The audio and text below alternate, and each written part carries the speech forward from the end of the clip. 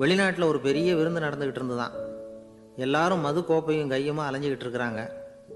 ஒருத்தர் மட்டும் கையில் எதுவும் இல்லாமல் ரொம்ப நல்ல பிள்ளையா சாதுவா ஒரு ஓரமாக தனியாக உட்காந்துருக்கிறார்.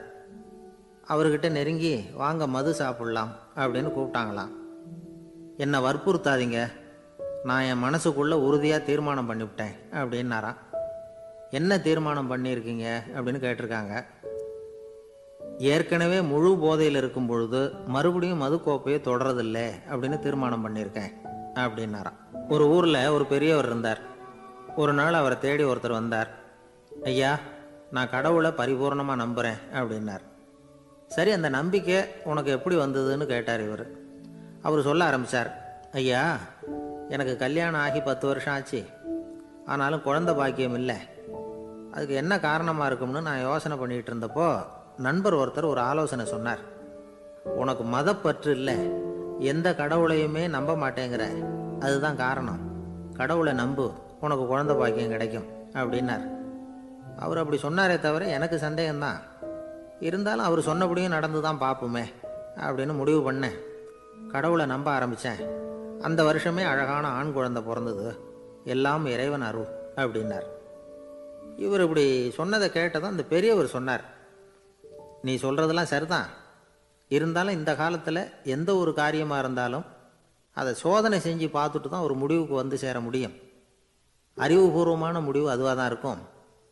அறிவியல் சோதனைகள் அப்படித்தான். ஒரு குறிப்பிட்ட விஷயத்தை பற்றி எத்தனை தடவை சோதனை பண்ணாலும் ஒரே முடிவு தான் கிடைக்கணும். அதுதான் சரியாக இருக்கும். அதனால் இப்போ மறுபடியும் ஒரு சோதனைன்னார்.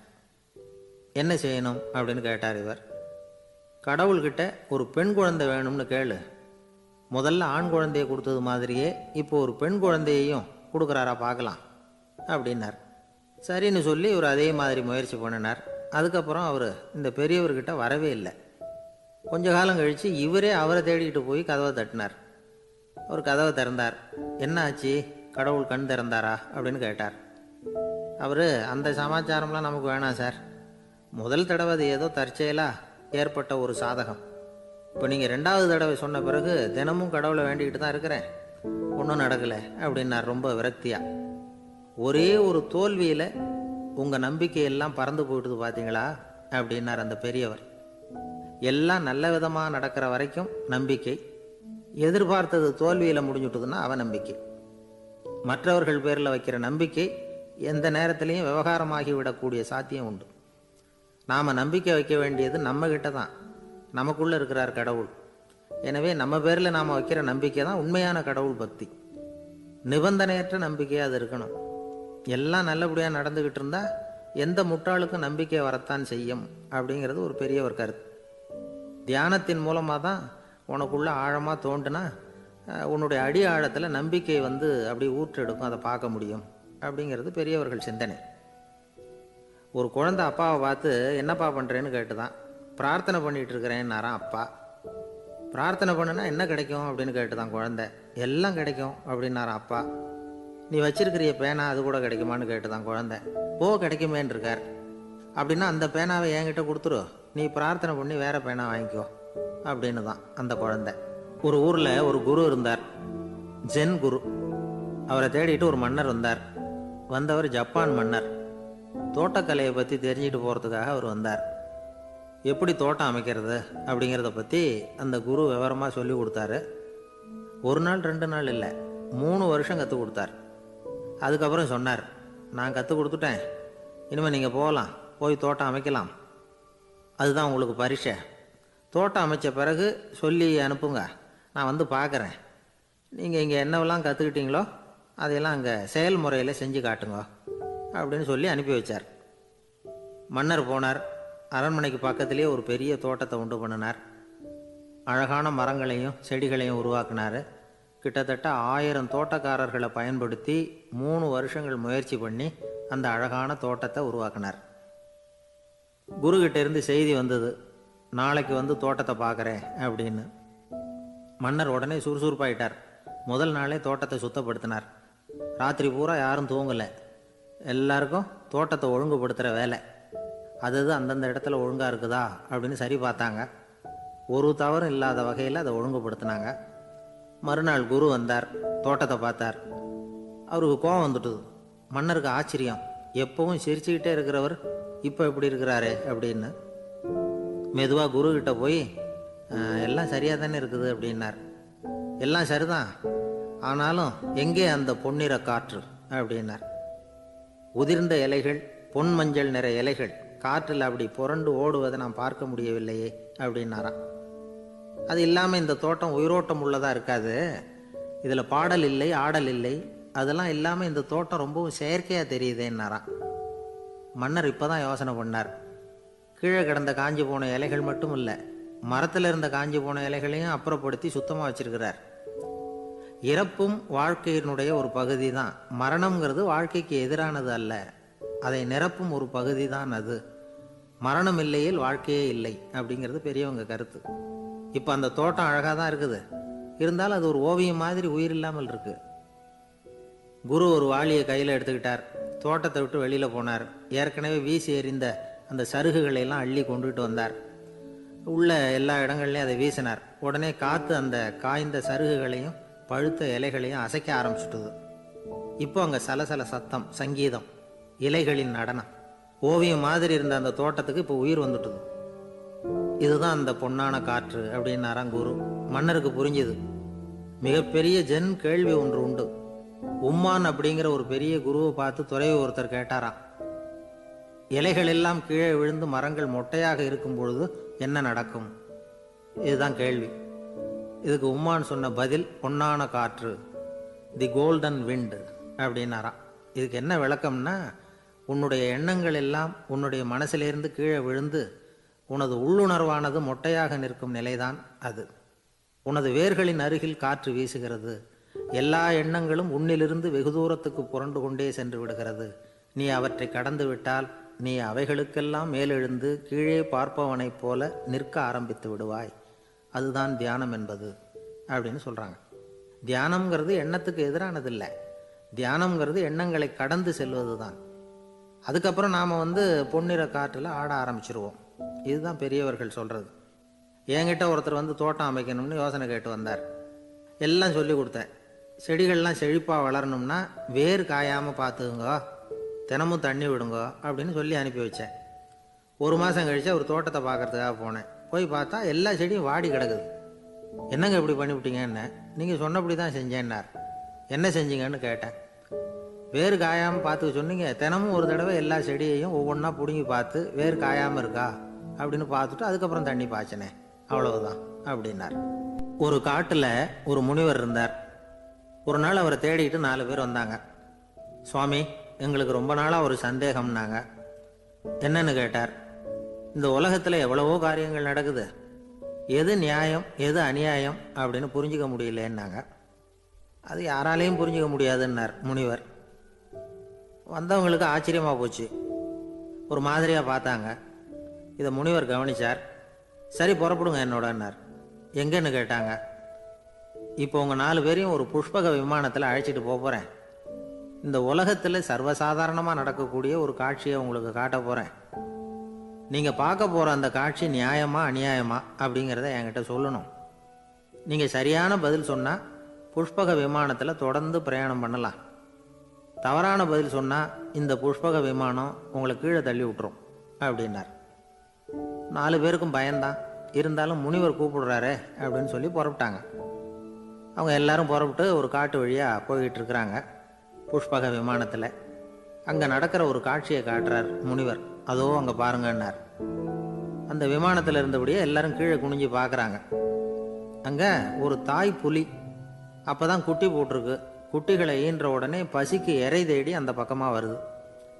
அதே நேரம் ஒரு தாய் மான், அதுவும் அப்போ தான் குட்டி போட்டிருக்கு.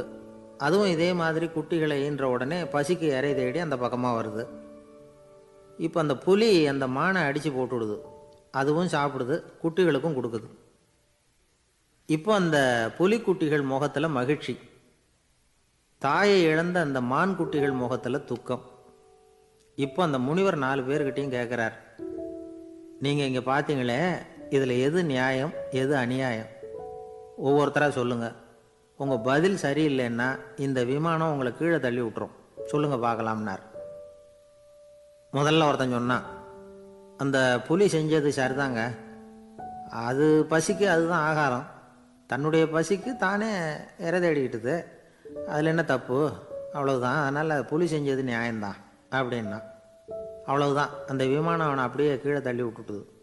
அதனால் அவன் கொடுத்த பதில் சரியில்லை அப்படிங்கிறது புரிஞ்சு போச்சு. இப்போ ரெண்டாவது ஆள் சொன்னான், புலி செஞ்சது பாவம், அந்த தாய்மான் என்ன தப்பு பண்ணிச்சு, இப்போ அந்த குட்டிகளுக்கு யார் ஆதரவு, அதனால் புலி செஞ்சது அநியாயம் அப்படின்னா. அவ்வளவுதான். அவனையும் கீழே தள்ளி விட்டுட்டுது அந்த விமானம். இந்த பதிலும் சரியில்லை அப்படின்னு ஆயிட்டுது. இப்போ மூணாவது ஆள் வந்தான். முதல்ல 2 பேர் கீழே விழுந்ததை பார்த்துக்கிட்டு இருந்தான். அதனால் அவன் சொன்னான், ரெண்டுமே நியாயம்தாங்க. புலி இரை தேடினதும் இயற்கை, அதுக்கு மான் இரையானதும் இயற்கை. அதனால் இதில் ஒன்றும் தப்பு இல்லைன்னா. அவ்வளவுதான். அவனையும் அந்த விமானம் கீழே பிடிச்சி தள்ளி விட்டுது. இப்போ நாலாவது ஆள் வந்தான். முனிவர் கேட்டார், நீயாவது சொல்லுப்பா, இந்த செயலில் எது நியாயம்னார். அவன் தெளிவாக பதில் சொன்னான். அதாவது என்ன சொன்னான்னா, எனக்கு தெரியல அப்படின்னா. அவனை விமானம் கீழே தள்ளலை, சௌரியமாக அழைச்சிட்டு போட்டுது. இவனும் பிரயாணம் சௌக்கியமாக பண்ணானா. ஆக இதுதான் சரியான பதிலுங்கிறத முனிவர் உணர்த்தினார். இந்த கதையிலிருந்து நாம் புரிஞ்சுக்க வேண்டியது என்னென்னா, இந்த உலகத்தில் எவ்வளவோ காரியங்கள் நடக்குது. அதெல்லாம் ஏன் அப்படி நடக்குதுங்கிறதுக்கு எப்பேற்பட்ட பண்டிதராலும் பதில் சொல்ல முடியாது. தெரியாததை தெரியாதுன்னு ஒத்துக்கிட்டா வாழ்க்கை பிரயாணம் சுகமாக இருக்கும். அதனால் தேவையில்லாத விஷயங்களை புரிஞ்சுக்கிறதுக்கு நேரத்தை செலவு பண்ணிகிட்டு இருக்கக்கூடாது. வாழ்க்கையை குழப்பிக்கக்கூடாது. வாழ்க்கைக்கு தேவையானது என்னவோ அதை மட்டும் புரிஞ்சுக்கிட்டா போதும். இந்த காலத்து ஆள் ஒருத்தன் ஒரு பெரியவரை தேடி வந்தான். ஐயா, ஒரு சந்தேகம்னா. என்ன உன்னுடைய சந்தேகம்னார். பகுத்தறிவுன்னா என்ன, விதின்னா என்ன அப்படின்னு கேட்டான். இதுக்கு அவரு, இப்போ உன்னுடைய வலது காலை தூக்குன்னார். தூக்கினான். சரி, இப்போ உன்னுடைய வலது காலை கீழே இறக்காம உன்னுடைய இடது காலையும் தூக்குன்னார். தூக்கினான். பொத்துன்னு கீழே விழுந்துட்டான். பெரியவர் சொன்னார், உன்னால் ஒரு காலை தூக்க முடிஞ்சுது, அதுதான் பகுத்தறிவு. 2 கால்களையும் ஒரே சமயத்தில் தூக்கினா அடிபடும், அப்படிங்கிறது தான் விதி அப்படின்னு விளக்கம் கொடுத்தார்.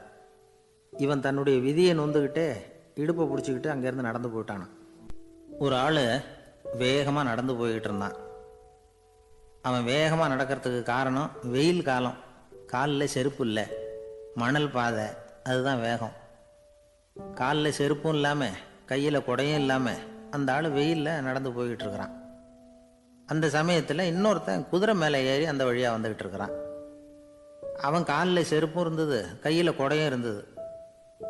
நடந்து போய்கிட்டு இருந்தவன் அந்த குதிரை ஆசாமியை பார்த்து கேட்டான், ஐயா, நீங்களும் குதிரை மேலே உட்காந்துக்கிட்டு போய்கிட்டு இருக்கிறீங்க, அப்படி இருக்கிறப்போ உங்களுக்கு அந்த செருப்பு என்னத்துக்கு, அதை எனக்கு கொடுத்து உதவலாமே அப்படின்னா. குதிரை மேலே உட்காந்துருந்தவன் யோசனை பண்ணி பார்த்தான். இவன் சொல்கிறது நியாயம்தானே அப்படின்னு சொல்லி தன்னுடைய செருப்பை கழட்டி அந்த வழிப்போக்கனுக்கு கொடுத்துட்டான். ரொம்ப நல்லதுங்க அப்படின்னு சொல்லி இவன் அதை வாங்கி காலில் மாட்டிக்கிட்டான். அதுக்கப்புறம் மறுபடியும் இவன் ஆரம்பித்தான், ஐயா, நீங்கள் குதிரையில் போகிறதுனால போக வேண்டிய இடத்துக்கு வேகமாக போய் சேர்ந்துருவீங்க, அதனால் உங்கள் கையில் அந்த குடை என்னத்துக்கு, நான் நடந்து போயிட்டுருக்கிறவன் ரொம்ப நேரம் நடக்க வேண்டியிருக்கும் இந்த வெயிலில், அதனால் அந்த குடையையும் எனக்கு கொடுங்களேன் அப்படின்னா. குதிரை வீரன் யோசனை பண்ணி பார்த்தான். இதுவும் நியாயம்தானே அப்படின்னு அவனுக்கு தோணுச்சு. உடனே இறக்கப்பட்டு தன் காலில் இருந்த செருப்பை கொடுத்தது மாதிரியே தன் கையில் இருந்த கொடையையும் இவங்கிட்ட கொடுத்துட்டான். அதுக்கப்புறம் அவன் நிம்மதியாக புறப்பட்டான். இப்போ மறுபடியும் கை தட்டி அவனை நிறுத்தினான். கீழே நின்றுக்கிட்டு இருந்தவன், என்னப்பா, ஏன் என்னை நிறுத்தினேன், இன்னும் ஏதாவது வேணுமா உனக்கு அப்படின்னா குதிரையில் இருந்தவன். இவன் மெதுவாக வாயை திறந்து, அந்த குதிரையையும் என்கிட்ட கொடுத்துருங்களேன்னா. அந்த குதிரை வீரன் இப்போ ஒரு கணம் யோசனை பண்ணி பார்த்தான். உடனே என்ன பண்ணான் தெரியுமா, தன்கிட்ட இருந்த குதிரை சவுக்கை எடுத்தான். குதிரை சவுக்கால் அந்த ஆளை வாங்குவாங்கன்னு வீசி தள்ளிவிட்டான். இவ்வளவு சவுக்கடியும் வாங்கிக்கிட்டு இந்த ஆள் என்ன பண்ணான் தெரியுமா, சிரிக்கிறான். அடி வாங்கிட்டு யாராவது சிரிப்பாங்களா? குதிரை வீரனுக்கு ஒன்றும் புரியல. என்னப்பா அது, ஏன் இப்படி அடி வாங்கிட்டு இப்படி சிரிக்கிறியே அப்படின்னு கேட்டான். இப்போ அந்த வழிப்போக்கன் சொல்கிறான், ஐயா, நான் இப்படி சிரிக்கிறதுக்கு காரணம் இருக்கு. இப்படி குதிரை கேட்டு உங்ககிட்ட அடி வாங்கலைன்னு வச்சுக்கோங்க, என் உயிர் உள்ள வரைக்கும் மனசில் ஒரு தவிப்பு இருந்துக்கிட்டே இருக்கும். செருப்பையும் கொடையையும் கேட்ட உடனே கொடுத்தவன் குதிரையையும் கேட்டிருந்தா கொடுத்துருப்பானோ அப்படிங்கிற பேராசையில் ஏங்கிக்கிட்டே இருந்திருப்பேன். இப்போ உங்ககிட்ட அடி வாங்கின பிறகு என்னுடைய அந்த சந்தேகம் தீர்ந்து போச்சு. என்னுடைய ஆசைக்கு எல்லை எது அப்படிங்கிறத எனக்கு புரிஞ்சுட்டுது அப்படின்னு சொல்லிவிட்டு அவன் நடக்க ஆரம்பிச்சிட்டானான். ஆசைக்கும் எல்லை உண்டு அப்படிங்கிறத விளக்கறதுக்காக வாரியார் சுவாமிகள் சொல்ற கதை இது. மனிதனுக்கு ஏற்படுகிற தன்முனைப்பு இருக்கு பாருங்க, ஈகோ, அது கூட ஒரு நிழல் மாதிரி தானா. அப்படி நினைக்க ஆரம்பிச்சுட்டா அதனால ஏதும் பிரச்சனை வராதான். தன்முனைப்பை நிழல் போலவே ஏற்றுக்கொள்ளுங்கள் அப்படிங்கிறது பெரியவங்க கருத்து. ஒரு காரியத்தை வெற்றிகரமா நல்ல விதமா செஞ்சு முடிக்கிறோம்னு வச்சுக்கோங்க, அந்த சமயத்துல ஒரு வித நுட்பமான தற்பெருமை நமக்குள்ள உண்டாகுது. இது இயற்கையானது, அதனால இது மேல பற்று வைக்கக்கூடாது. அப்படி வைக்க ஆரம்பிச்சுட்டா அந்த தற்பெருமை ஒரு நிரந்தர விருந்தாளியா நம்ம கிட்ட தங்கிக்கும். நம்ம நிழல் எப்படின்னு பாருங்க, நாம நடக்கும் பொழுது நம்ம பின்னாடியே வரும். தன்முனைப்பையும் அப்படியே நினைச்சுக்குங்க. நிழல் யாருக்கும் எந்த பிரச்சனையையும் உண்டாக்குறது இல்லை. ஆனா அந்த நிழலை கண்டே நாம பயப்பட ஆரம்பிச்சுட்டா நாம எதுலையும் வெற்றி காண முடியாது. நிழலோட சண்டை போடக்கூடாது. அது மாதிரி தன்முனைப்போடவும் நாம சண்டை போட வேண்டியதில்லை. இல்லாத ஒன்றோடு சண்டை போடுறது எப்படின்னா, அது இருட்டோட சண்டை போடுறது மாதிரி. நாம நிழல் கிடையாது, நம்ம கிட்ட இருக்கிற தன்முனைப்பு ஒரு நிழல். நம்ம நிழலையும் நமக்கு சமமா பார்க்குறோம் பாருங்க, அங்கதான் சிக்கலே ஆரம்பம். இப்போ நாம நடந்து போய்கிட்டு இருக்கிறோம், நம்ம நிழல் தரையில விழுது. யாரோ ஒருத்தர் நம்ம நிழல் மேல காலை வச்சு நடந்து போறார். உடனே அவர்கிட்ட சண்டைக்கா போறோம், ஏண்டா என் நிழலை மிதிச்ச அப்படின்னு. நமக்கு தெரியும் அது நிழல் தாங்கிறது. அவர் உங்க மேல நடக்கல, உங்களுடைய நிழல் மேலதான் நடக்கிறார். அது மாதிரி உங்க தன்முனைப்பின் மேல யாராவது நடந்தா உங்களை அவமானப்படுத்துறதா நினைக்கிறீங்க. காரணம், நாமளும் நம்ம தன்முனைப்பும் ஒண்ணுங்கிற நினைப்பு தான் காரணம். மற்றபடி வேற ஒன்றும் கிடையாது. நம்ம நிழல் மேல நடக்கிறவர் நம்மளை காயப்படுத்துறது இல்லை. தன்முனைப்பை வேண்டாத ஒன்னாவும் பார்க்க வேண்டியதில்லை. அது இயற்கை. நிழலை உங்க முன்னாடி வைக்க வேணாம், அது உங்க பின்னாடியே இருக்கட்டும். நிழலின் நிழலாகி விடாதீர்கள், நீங்கள் நீங்களாகவே இருங்கள். இதுதான் சான்றோர் சிந்தனை. ஒரு பேருந்துல ஒரே நெரிசல். ஒருத்தர் பக்கத்துல நின்றுகிட்டு இருந்தவர்கிட்ட ரொம்ப பணிவா விசாரிச்சார், ஏன் சார் நீங்க ஏதாவது பெரிய உத்தியோகத்தில் இருக்கிறீங்களா அப்படின்னார். அப்படிலாம் ஒன்றும் இல்லைங்கன்னார் அவரு. அப்படின்னா வேற ஏதாவது அரசியலில் பெரிய பதவியில் இருக்கிறீங்களா அப்படின்னு கேட்டார். அதுவும் இல்லைங்கன்னார். சரி, பணமாவது அதிகமாக வச்சிருக்கீங்களா அப்படின்னு கேட்டார். அப்படிலாம் ஒன்றும் கிடையாது சார்னார் அவரு. அப்புறம் எதுக்குடா என் காலை மிதிச்சுக்கிட்டு இருக்கிற, எடுறா காலை அப்படின்னாராம் இவர். ஒரு ரயில் வேகமாக போயிட்டு இருக்கு. அது ஒரு ரயில்வே ஸ்டேஷனில் கொஞ்ச நேரம் நின்றுது. அப்போ அதில் ஒரு ஆள் ஏறினார். தலையில் ஒரு மூட்டையை வச்சுருந்தார். மூட்டையை தலையில் சுமந்துக்கிட்டே உள்ளே வந்தார். மூட்டையை தலையில் சுமந்துக்கிட்டே ஒரு இடத்துல உட்கார்ந்தார். ரயில் மறுபடியும் புறப்பட்டுது. இவர் தன் தலையில் இருந்த மூட்டையை கீழே இறக்கி வைக்கணும்ல, வைக்கல, சுமந்துக்கிட்டே வரார். எதிரில் உட்காந்துருந்தவர் கேட்டார், ஏங்க ஏன் இப்படியே உட்காந்துருக்குறீங்க தலையில் மூட்டையை வச்சுக்கிட்டு, மூட்டையை கீழே இறக்கி வைக்கலாமே அப்படின்னார். வேணாங்க, பாவம், தலையில் இருக்கிற மூட்டையை இறக்கி ரயிலில் வச்சா ரயிலுக்கு பாரம் அதிகமாக இருக்கும் அப்படின்னார் அவர். இப்படி ஒரு ஆளை பார்த்தா நமக்கு சிரிப்பு தான் வரும். ஏன்னா ரயிலுங்கிறது அந்த மூட்டையையும் சேர்த்து சுமந்துக்கிட்டு தான் போகுது. அவன் அந்த மூட்டையை தலையில் வச்சிருந்தாலும் ஒன்று தான், தரையில் வச்சிருந்தாலும் ஒன்று தான். அதனால ரயிலுக்கு எந்த மாற்றமும் ஏற்பட போறதில்லை. அதே மாதிரி தான் நம்ம மனமும். இதுவும் ஒரு தேவையில்லாத சுமை, அனாவசியமாக சுமந்துக்கிட்டு இருக்கிறோம். இதை கீழே இறக்கி வச்சுட்டா வாழ்க்கை பிரயாணம் சுகமாக இருக்கும். ரயில் பிரயாணம் பண்ணுற அந்த ஆள் மூட்டையை சுமக்கிறான், வாழ்க்கை பிரயாணம் பண்ணுற நாம மனசை சுமக்கிறோம். இது ரெண்டுக்கும் எந்த வித்தியாசமும் இல்லை. மனசை கீழே இறக்கி வச்சுட்டா பாரம் இல்லாமல் வாழலாம், பறவைகள் மாதிரி பறக்கலாம், குழந்தைகள் மாதிரி கள்ளங்கபடம் இல்லாமல் வாழலாம். இந்த வெளி உலகத்தில் நாம் நிலை பெற்று இருக்கணும், வேரூன்றி இருக்கணும். அதே சமயம் நம்முடைய உள்வெளியில் ஆன்மீக வாழ்க்கையில் பாரம் இல்லாமல் இருக்கணும். அப்போ பறக்கணும், நதியை போல ஓடணும், மிதக்கணும். பயணம் சுகமாக இருக்கும், களைப்பு தெரியாது, கவலை தெரியாது. ஒரு சீடன் போதி தர்மரை நாடி வந்தான். குருவே, நீங்கள் என்ன வெறுமையாக இருக்க சொன்னீங்க, நான் இப்போ மறுபடியும் வெறுமையானவன் ஆகிட்டேன், அதனால் இப்போ என்ன செய்ய சொல்கிறீங்க என்ன அப்படின்னு சொல்லி நின்னான். உடனே அந்த குரு பக்கத்தில் இருந்த ஒரு குச்சியை எடுத்து அவன் தலையில் அடித்து, போய் அந்த வெற்றுத்தன்மையையும் வீசி எறிந்து விட்டு வா அப்படின்னார். நான் இப்போ காலியாக இருக்கிறேன்னு ஒருத்தன் சொல்கிறான்னு வச்சுங்க, அது உண்மை இல்லை. ஏன்னா இன்னமும் அதில் நான்கிற எண்ணம் இருக்குது. எந்த சிந்தனையும் இல்லாமல் இருக்கிறது கடினம்தான். ஆனாலும் மனிதன் அதில் உள்ள நுட்பத்தை புரிஞ்சுக்கிட்டான்னா இவ்வளவு தூரம் தூக்கி சுமந்துக்கிட்டு வந்த அந்த மனதின் முட்டாள்தனத்தை அவனே பார்த்துட்டு சிரிப்பான். இதுதான் பெரியவங்க சொல்லியிருக்கிற ஆலோசனை. நம்மால் ஒருத்தன் தலையில் ஒரு பெரிய மூங்கில் கூடையோட ரயிலில் உட்காந்தான். கூடை தலையில் இருந்தது, கீழே இறக்கி வைக்கல. எதிரில் இருந்தவர் கேட்டார், ஏங்க எதுக்காக அதை அனாவசியமாக சுமந்துக்கிட்டே இருக்கீங்க, கீழே இறக்கி வைங்களேன்னார். இல்லைங்க, நான் வீட்டை விட்டு புறப்படும் பொழுதே என் பையன் சொல்லிவிட்டான் கூடையை தலையை விட்டு இறக்கக்கூடாதுன்னு அப்படின்னார். அவன் சின்ன பையன், விவரம் இல்லாமல் சொல்லியிருப்பான். இப்போ என்ன நேரில் வந்தால் பார்த்துக்கிட்டு இருக்கிறான், நீங்கள் இறக்கி வைங்கன்னார் அவர். அவன் நேரில் பார்த்துக்கிட்டு இல்லை, இருந்தாலும் நான் இந்த கூடையை கீழே இறக்கி வச்சா அது அவனுக்கு தெரிஞ்சிடும் அப்படின்னாரு இவர். அது எப்படின்னார் அவர். அவன் தனக்கு டிக்கெட் வாங்க வேணாம்னு சொல்லி இப்போ இந்த கூடைக்குள்ளே தான் உட்காந்துருக்கிறான் அப்படின்னார் இவர். ஒரு ஊரில் ஒரு மன்னர் இருந்தார். அழகான அரண்மனையில் அவர் இருந்தார். அந்த அரண்மனையை விட அழகாக ஒரு மாளிகையை அந்த ஊர்லேயே வேற ஒருத்தன் கட்டியிருந்தான். அப்படி கட்டி முடிச்சதில் அவனுக்கு ரொம்ப பெருமை. எத்தனையோ செல்வந்தர்கள்லாம் பார்த்துட்டு, இந்த மாளிகையை விலைக்கு கொடுத்துட்றியா, எவ்வளவு விலை சொன்னாலும் சரி நாங்கள் வாங்கிக்கிறதுக்கு தயாராக இருக்கோம் அப்படின்னு சொல்லி கேட்டு பார்த்துட்டாங்க. நான் இதை விற்கிறதுக்கு தயாராக இல்லை அப்படின்னு சொல்லிவிட்டான். அவ்வளவு சிறப்பாக கலை அம்சத்தோடு அதை கட்டி முடிச்சிருக்கிறான். அதுவே ஒரு பெரிய அரண்மனை மாதிரி இருந்ததுன்னா பார்த்துங்களேன். சுற்றிலும் அழகான பூந்தோட்டம். ஒரு நாள் அவன் எங்கேயோ வெளியூர் போயிட்டு திரும்பி வந்துகிட்டு இருக்கிறான். அப்போது அந்த மாளிகை தீப்பெட்டி எரிஞ்சிக்கிட்டு இருக்கு. பதறி போட்டான். விலைக்கு கேட்டவங்க யாராவது இதை செஞ்சுருக்கணும், இல்லைன்னா மன்னரே செய்த சதியோ என்னவோ, இப்படிலாம் அவனுக்கு சந்தேகம். ஒரு மூலையில் உட்காந்து அழ ஆரம்பிச்சிட்டான். அந்த சமயத்தில் அவனுடைய மகன் அங்கே ஓடி வந்தான். அப்பா அழாதீங்க, இதை நான் நேற்று ராத்திரியே நம்ம ஊர் மன்னருக்கு விற்றுட்டேன். இதை கட்டி முடிக்க நமக்கு எவ்வளவு செலவாச்சோ அதை போல் 3 மடங்கு விலைக்கு விற்றுட்டேன், கவலைப்படாதீங்க. இதை விட அழகான மாளிகையை நாம் புதுசாக கட்டிக்கலாம்னா. இதை கேட்டதும் அழுதுகிட்டு இருந்தவன் அழுகையை நிறுத்தினான், சிரிக்க ஆரம்பிச்சிட்டான்.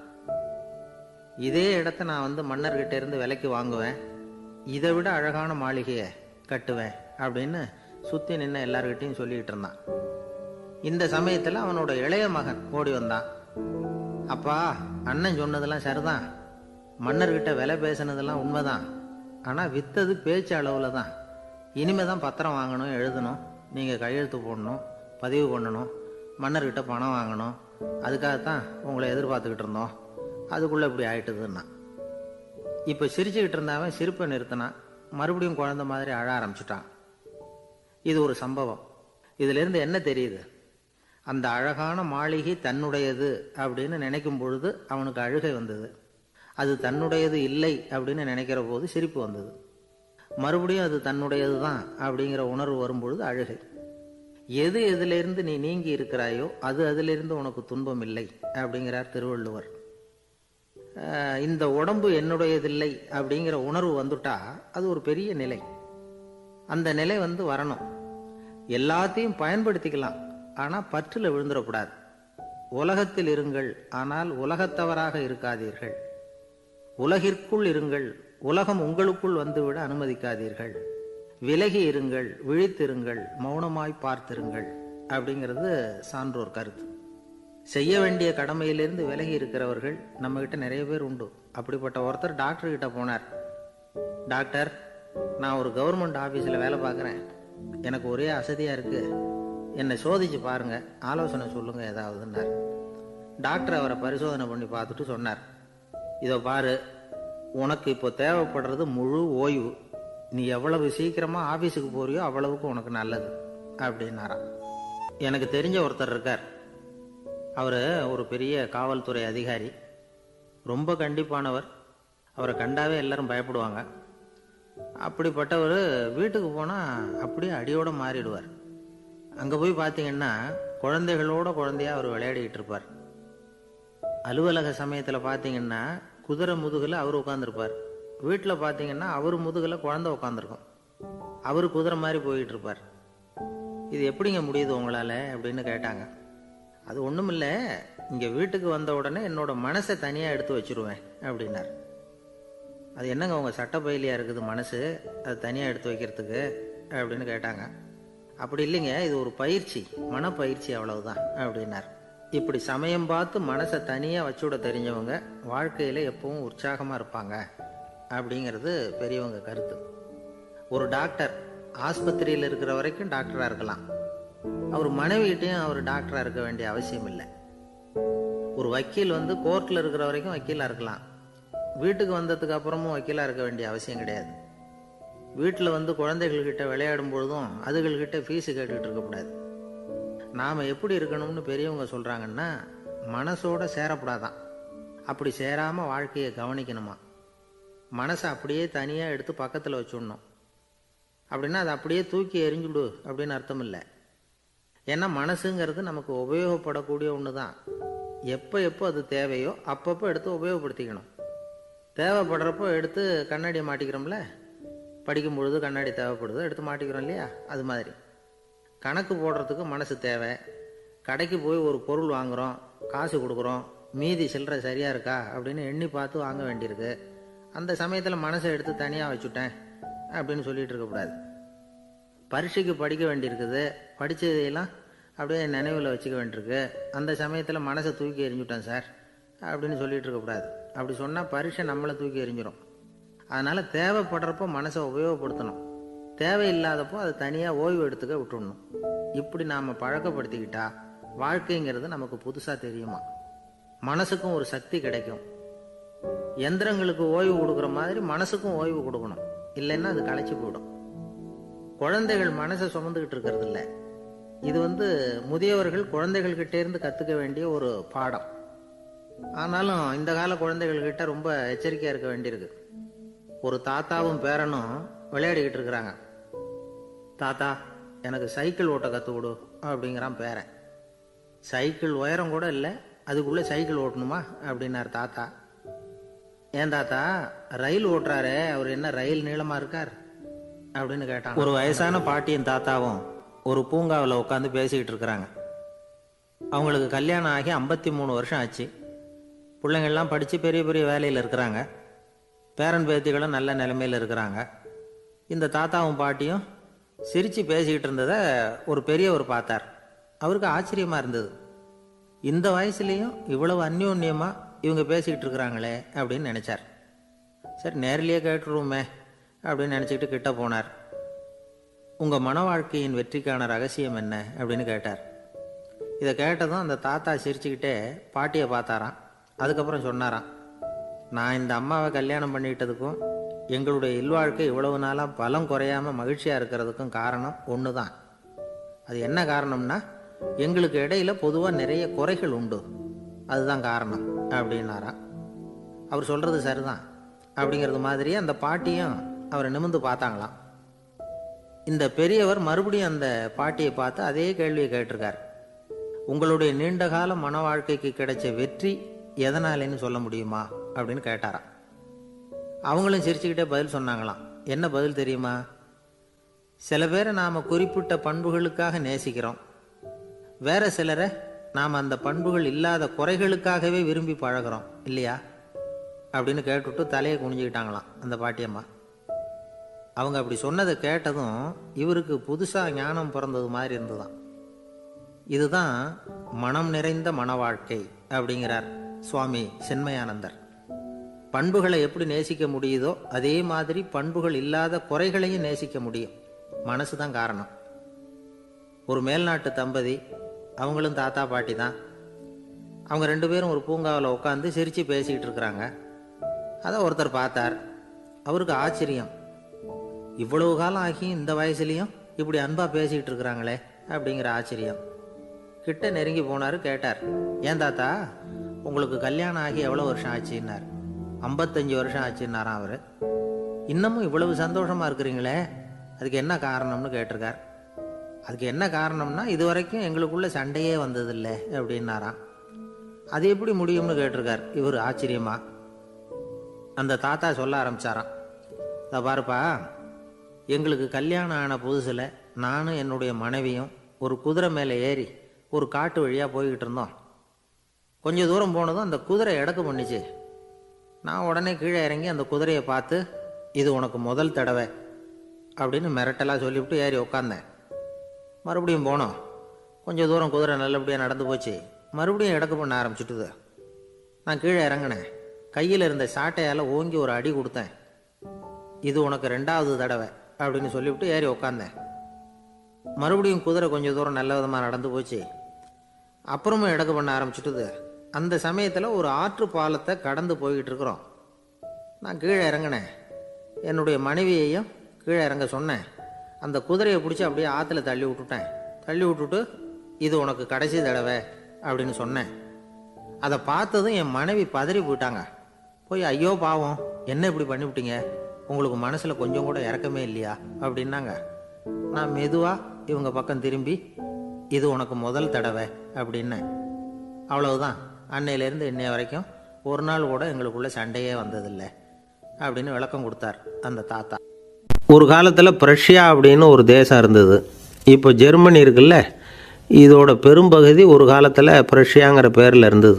அப்போ அதுக்கு அரசராக இருந்தவர் மகா ஃப்ரெடரிக், அதாவது ஃப்ரெடரிக் தி கிரேட் அப்படின்னு சொல்லுவாங்க. அந்த ராஜாவுக்கு ஒரு சந்தேகம். நாம் பல வகையான வரிகளை விதித்து வசூல் பண்ணுறோம், அப்படி பண்ணி வருமானம் குறைஞ்சிக்கிட்டே போகுதே, இதுக்கு என்ன காரணமாக இருக்கும்? இதுதான் அவருக்கு ஏற்பட்ட சந்தேகம். ஒரு சமயம் அந்த அரசர் தம்முடைய அமைச்சர்களையும் பிரபுக்களையும் தளபதிகளையும் கூப்பிட்டு ஒரு விருந்து வச்சார். விருந்து முடிஞ்சதும் அவங்கள பார்த்து இந்த சந்தேகத்தை கேட்டார். வரிகள் அதிகமாக விதித்து வருமானம் குறையறதுக்கு என்ன காரணம் அப்படின்னு கேட்டார். பல பேருக்கு இதுக்கு சரியாக பதில் சொல்ல தெரியல. அனுபவசாலியான ஒரு தளபதி எழுந்திரிச்சார். அரசே, அது எப்படிங்கிறத இப்போ உங்களுக்கு காட்டுறேன்னார். உடனே ஒரு பெரிய பனிக்கட்டி ஒன்றை தன்னுடைய கையில் எடுத்தார். அதை அப்படியும் எப்படியும் திருப்பி பார்த்தார். அப்புறம் அடுத்தவர்கிட்ட கொடுத்தார்.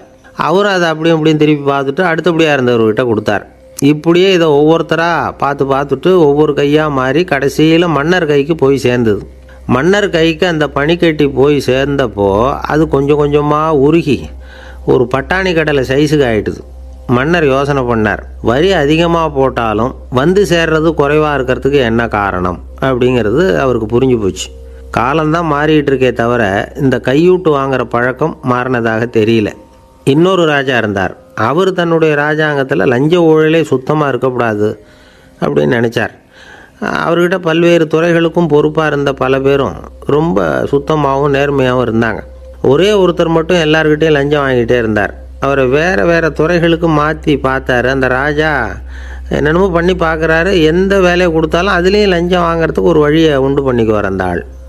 ராஜாவுக்கு இது ஒரு பெரிய தலைவலியாக போட்டுது. இவர் என்ன பண்ணுறது, இவருக்கு என்ன வேலையை கொடுக்கறது, கொஞ்சம் கூட லஞ்சம் வாங்கிறதுக்கு சான்ஸே இல்லாத ஒரு வேலையை கொடுக்கணும் அப்படின்னு திட்டம் போட்டார். ஒரு நாள் அவருக்கு அந்த உத்தரவும் போட்டுட்டார். அதாவது அவருக்கு என்ன வேலைன்னா, கடற்கரையில் தான் அவருக்கு ஆஃபீஸ். அங்கேயே இருந்துக்க வேண்டியது. தினமும் எத்தனை கடல் அலை கரையில் வந்து மோதுது அப்படிங்கிறத கணக்கெடுத்து ராஜாவுக்கு தெரிவிக்க வேண்டியது. இதுதான் அவருக்கு வேலை. பேசாமல் அலையை எண்ணிட்டு உட்காந்துருக்கிட்டோம், அப்போவாவது அவர் லஞ்சம் வாங்குகிற சந்தர்ப்பம் இல்லாமல் போயிடும் அவருக்கு அப்படின்னு நினச்சார் ராஜா. இந்த ஆள் கடற்கரைக்கு போய் டியூட்டியில் ஜாயின் பண்ணிட்டார். ஒரே மாதத்தில் அங்கே சொந்தமாக ஒரு பிரம்மாண்டமான மாளிகை கட்டிவிட்டார். ராஜாவுக்கு இது பெரிய ஆச்சரியமாக போச்சு. அலையை என்ற வேலையில் அந்த ஆள் எப்படி பணம் சம்பாதிச்சார் அப்படின்னு விசாரித்து பார்த்தார் அக்கம் பக்கத்தில். அந்த ஆள் என்ன பண்ணியிருக்கிறாருன்னா, கடற்கரையில் போய் பொறுப்பை ஏற்றுக்கிட்ட உடனே அங்கே இருந்த மீனவர்கள்கிட்ட எல்லாம் இந்த கரையில் வந்து ஒரு நாளில் வந்து மோதுகிற அலைகள் எத்தனை அப்படின்னு கேட்டிருக்காரு. அது எப்படிங்க தெரியும்னு இருக்காங்க அவங்க. தினமும் அந்த எண்ணிக்கை தெரியணும். நம்ம ராஜாவுக்கு தினமும் அறிக்கை அனுப்பணும், டெய்லி ரிப்போர்ட்டு. தவறுனா நீங்கள் இந்த கடலில் போய் மீன் பிடிக்கிறதுக்கு ராஜாவோட அனுமதி கிடைக்காது அப்படின்ட்டுருக்காரு. உடனே மீனவர்களும் பயந்து போட்டாங்க. கடலுக்கு போகிறதுக்கு அனுமதி இல்லைன்னா பட்டினி கிடக்கிறது மாதிரி ஆகிடுமே. மெதுவாக அந்த ஆளுகிட்ட போனாங்க. காதோட காதாக சொன்னாங்க, ஐயா, எங்களால் வந்து கடல் அலையை வந்து எண்ண முடியாது. தினமும் எங்களால் முடிஞ்சதை உங்களுக்கு பணமாக கொடுத்துட்றோம். நீங்கள் தான் ராஜா கிட்ட சிபாரிசு பண்ணி நாங்கள் தொடர்ந்து மீன் பிடிக்கிறதுக்கு அனுமதி வாங்கி கொடுக்கணும் அப்படின்னு வேண்டிக்கிட்டாங்க. பணம் தினமும் வந்து சேர ஆரம்பிச்சுட்டுது. பதவியில் மற்ற பதவியோட இந்த பதவி எவ்வளவோ மேல் அப்படின்னு நினச்சிட்டோம் அந்த ஆள். அது மட்டும் இல்லை, தயவு பண்ணி என்னை இந்த இடத்த விட்டு மாற்றி விடாதீங்க சார் அப்படின்னு வேற கேட்க ஆரம்பிச்சிட்டானா. எனக்கு இது மட்டும்தான் சார் தெரியும், இதை தவிர வேறு எதுவும் தெரியாது அப்படின்னு சொல்லிக்கிட்டே காலம் தள்ளுறவங்க ரொம்ப பேர். அவங்களெல்லாம் கஷ்டப்பட வேண்டியிருக்கும். ஒருத்தர் தன்னுடைய தொழிலில் ரொம்ப கெட்டிக்காரராக இருக்கலாம். அதுக்காக எப்பவும் அதே ஞாபகத்தில் இருந்துக்கிட்டு உலகியல் அறிவு இல்லாமல் இருந்துடக்கூடாது, அது ஆபத்து. இதுக்காக நம்ம தாத்தா பாட்டிலாம் ஒரு கதை சொல்லுவாங்களே, கேள்விப்பட்டிருக்கீங்களா? ஒரு சமயம் ஒரு 4 பேர் சேர்ந்து வெளியூருக்கு பிரயாணம் போனாங்களாம். அந்த 4 பேரும் எப்படி தெரியுமா? ஒருத்தர் வேதாந்தி, இன்னொருத்தர் சங்கீத வித்வான், 3வது ஆள் வைத்தியர், 4வது ஆள் ஜோசியர். இவங்க 4 பேரும் நண்பர்கள். அதனால் சேர்ந்து புறப்பட்டாங்க. வழியில் ஒரு ஊரில் தங்கினாங்க. இருட்டி போச்சு. அதனால் இன்றைக்கி ராத்திரி இங்கேயே தங்கி இருந்துட்டு நாளைக்கு புறப்படலாம் அப்படின்னு தீர்மானம் பண்ணாங்க. சாப்பாட்டுக்கு என்ன பண்ணுறது? அங்கேயே கடத்தெருவுக்கு போய் சாமான்லாம் வாங்கியாந்து சமைச்சு சாப்பிட்லாம்னு முடிவு பண்ணாங்க. 4 பேர் இருக்கிறதுனால ஆளுக்கு ஒரு காரியமாக செய்யலாம் அப்படின்னு வேலையை பிரிச்சுக்கிட்டாங்க. வைத்தியர் கரிகாய் வாங்க போனார், வேதாந்தி எண்ணெய் வாங்க போனார், ஜோசியர் பலசரக்கு வாங்க போனார், சங்கீத வித்வானுக்கு சமைக்கிற வேலை. எல்லாம் சரி. ஆனால் நடந்தது என்ன தெரியுமா? கடைத்தெருவுக்கு காய்கறி வாங்க போனார்ல வைத்தியர், அங்கே போய் மார்க்கெட்டில் பார்த்தார். ஒவ்வொரு கறிகாயாக எடுத்து பார்த்தார். இது பித்தம், உடம்புக்கு ஒத்துக்காது, இது வாயு, உடம்பு ஒத்துக்காது அப்படின்னு ஒவ்வொன்றா தள்ளினார். கடைசியில் ஒன்றுமே தேரல, வெறுங்கையோடு திரும்பி வந்துக்கிட்டு இருக்கிறார். எண்ணெய் வாங்க போனார் வேதாந்தி, அவர் ஒரு தொன்னையில் எண்ணெயை வாங்கினார். பேசாமல் அதை எடுத்துகிட்டு வர வேண்டியது தானே, முடியல. அவருடைய வேதாந்த மூளை சிந்திக்க ஆரம்பிச்சுட்டுது. இந்த தொன்னைக்கு எண்ணெய் ஆதாரமா அல்லது எண்ணெய்க்கு தொன்னை ஆதாரமா அப்படிங்கிற ஆராய்ச்சியில் இறங்கினார். என்னாச்சு தெரியுமா? அப்படி கவுத்து பார்த்தார். வாங்கின எண்ணெய் பூராவையும் வழியில் கொட்டிவிட்டு வெறும் தொன்னையோடு சேர்ந்தார். பலசரக்கு வாங்க போனார் ஜோசியர். அவர் ஒரு வழியில் பார்த்தாரு. வழியில் வந்தவங்களெல்லாம் அங்கங்கே ஒரு மரத்தடியில் உட்கார வச்சு அவங்களுக்கெல்லாம் ஆர்வம் சொல்ல ஆரம்பிச்சிட்டார். அப்படி ஒவ்வொருத்தராக சொல்லி முடிச்சுட்டு கடத்தருக்கு போய் சேர்ந்தார். இவர் அங்கே போய் சேர்றதுக்குள்ளே ரொம்ப நேரம் ஆகிட்டுது. கடையெல்லாம் பூட்டிவிட்டு போயிட்டாங்க. என்ன செய்கிறது? அவரும் வெறுங்கையோடு திரும்பி சேர்ந்தார். சரி, இவங்க கதை தான் இப்படி ஆச்சு. அங்கே சமைக்கிறதுக்காக உட்காந்துருந்தார் சங்கீத வித்வான். அவர் கதை என்னாச்சு தெரியுமா?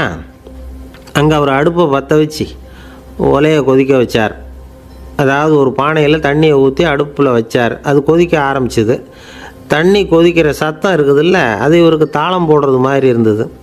ஒரே குஷி, பாட ஆரம்பிச்சிட்டார். பாடிக்கிட்டே உற்சாகமாக கையில் இருந்த கரண்டியால் அந்த பானையில் தட்டினார், தாளம் போடுறதா நினச்சிக்கிட்டு. அவ்வளவுதான், பானை பட்டுன்னு உடஞ்சி போச்சு. தலையில் கையை வச்சுக்கிட்டு அவரும் உட்காந்துட்டார். எந்த தொழில் தெரிஞ்சாலும் சரி, அதை புத்திசாலித்தனமாக பயன்படுத்த தெரியலன்னா ஆபத்து தான். அதுக்காக தான் இந்த கதை. ஒரு பஸ்ஸு டிரைவர் ரொம்ப கெட்டிக்காரரு. பஸ்ஸை ரொம்ப திறமையாக ஆபத்து இல்லாமல் ஓட்டினதுக்காக பரிசுலாம் வாங்கினவர். அவரே ஒரு படகு ஓட்டுறதுக்காக அழைச்சிட்டு போயிருக்கிறாங்க, மோட்டார் படகு. அதையும் ரொம்ப திறமையாக தான் ஓட்டிகிட்டு போயிருக்கிறாரு. நடுக்கடலில் போனதும் படகு நின்று போச்சு. மோட்டாரில் ஏதோ கோளாறு. என்ன செய்யலாம் அப்படின்னு அந்த டிரைவரை கேட்டிருக்கிறாங்க படகுல இருந்தவங்கெல்லாம். அப்போ அவர் சொன்னாராம், கவலைப்படாதீங்க, ஒன்றும் பிரச்சனை இல்லை, எல்லோரும் கொஞ்சம் கீழே இறங்கி பின்னாடி தள்ளுங்க, மோட்டார் ஸ்டார்ட் ஆகிடும் அப்படின்னாராம். ஒரு ஊரில் ஒரு இளைஞன் இருந்தான். ஒரு நாள் அவன் ஒரு குருவை தேடிக்கிட்டு புறப்பட்டான். ஊரை விட்டு வெளியில் போனான். போகிற வழியில் ஒரு காடு. அந்த காட்டில் ஒரு மரத்தடியில் ஒரு பெரியவர் உட்காந்துருக்கிறார். அமைதியாக மௌனமாக அவர் அமர்ந்திருக்கிறார். இந்த பெரியவரை விசாரிக்கலாம், குருவை தேடி கண்டுபிடிக்கிறதுக்கு இவர் ஏதாவது ஒரு வழி சொல்லி கொடுப்பார் அப்படின்னு நினச்சிக்கிட்டு அவரை நெருங்கினான். ஐயா, எனக்கு ஒரு குரு தேவை, எங்கே கிடைப்பார்? அவரை எப்படி அடையாளம் கண்டுபிடிக்கிறது? அதை பற்றி ஏதாவது விவரம் சொன்னீங்கன்னா நான் கண்டுபிடிச்சிக்குவேன் அப்படின்ட்டுருக்கான். பெரியவர் நிமிர்ந்து பார்த்தார். தம்பி, அது ரொம்ப சுலபம். அவர் வயசானவராக இருப்பார், என்னை விட சுமார் 30 வயசு அதிகமாக இருக்கும். அவர் ஒரு மரத்தடியில் தான் உட்காந்துருப்பார் அப்படின்ட்டுருக்கான். சரிங்க பெரியவரே, அது என்ன மாதிரியான மரம், எப்படி இருக்கும் அப்படின்னு கேட்டிருக்கான். பெரியவர் அந்த விவரங்களையும் சொல்லியிருக்கிறாரு. அது மட்டும் இல்லை, சந்திக்கிற நாள், நேரம், வினாடி முதற்கொண்டு எல்லா விவரங்களையும் துல்லியமாக சொன்னாராம். இவ்வளவு விவரங்களை இவரால் எப்படி சொல்ல முடியுது அப்படின்னு இவனுக்கு ஆச்சரியம். இருந்தாலும் அந்த பெரியவர் கடைசியாக ஒரு விவரம் சொன்னார். அது என்ன தெரியுமா? எப்படியும் நீ அவரை சந்திக்கிறதுக்கு ஒரு 30 வருஷம் ஆகும் அப்படின்னு சொல்லிவிட்டாரான். ரொம்ப நன்றிங்க பெரியவரே அப்படின்னு சொல்லிவிட்டு அந்த இளைஞன் புறப்பட்டுருக்கான். இப்போ அவனுக்கு குரு பற்றின விவரம் எல்லாம் கிடச்சிட்டுது, சந்திக்கிற நேரமும் தெரிஞ்சுட்டுது. ஆனால் 30 வருஷம் அவரை தேடி அலைய வேண்டியிருக்குமே. அவன் தேட ஆரம்பித்தான். காடு மலை எல்லாம் சுற்றி அலைஞ்சான். பல வருஷங்கள் தேடினான், அழுத்து போயிட்டான். கடைசியில் அவனுக்கும் வயசாகிட்டுது. கடைசியில் தன்னுடைய சொந்த ஊருக்கே திரும்பி போய்கிட்டு இருந்தான். அங்கே ஒரு மரத்தடியில் அவன் தேடிக்கிட்டு இருந்த குருநாதர் கிடைச்சார். யார் அவருன்னா, 30 வருஷத்துக்கு முன்னாடி வழி சொல்லி கொடுத்தாருல அதே பெரியவர். அவருக்கு இப்போ 30 வயசு அதிகமாக இருந்தது. அதே மரம். அன்னைக்கு பெரியவர் சொன்ன அடையாளம் இப்போ பொருத்தமாக இருந்தது. இப்போ அந்த பெரியவர் சொன்னார், சரியாக வந்து சேர்ந்துட்டேன், வா, உனக்காக தான் நான் இவ்வளவு காலமும் காத்துக்கிட்டு இருந்தேன் அப்படின்னாராம். என்ன சொல்கிறீங்கன்னு இருக்கான். 30 வருஷத்துக்கு முன்னாடி என்கிட்ட வந்தியே, அப்போவே என் காலம் வந்து முடிஞ்சு போயிருந்தது. அப்போவே என்ன உனக்கு அடையாளம் தெரியல, அதனால் இவ்வளவு காலம் உனக்காக காத்துட்ருக்கும்படி ஆயிட்டுது அப்படின்னாராம். ஐயா, அப்போவே நீங்கள் சொல்லியிருக்கலாமே, இதுதான் 30 வருஷம் கழித்து நீ சந்திக்க போகிற இடம், நான் தான் உன்னுடைய குரு அப்படின்னு சொல்லியிருக்கலாமே அப்படின்ட்டுருக்கான். அந்த பெரியவர் சிரிச்சுக்கிட்டே இதுக்கு பதில் சொன்னாராம். நான் எவ்வளவோ விவரமாக தான் சொன்னேன், நீ சரியாக புரிஞ்சிக்கல. காரணம், அப்போது நீ போதுமான அளவுக்கு பக்குவம் பெற்றிருக்கவில்லை, அதனால் புரியும் சக்தி இல்லாமல் போயிட்டுதப்போ 30 ஆண்டு காலம் நீ அலைஞ்சி தெரிஞ்சிருக்கிற.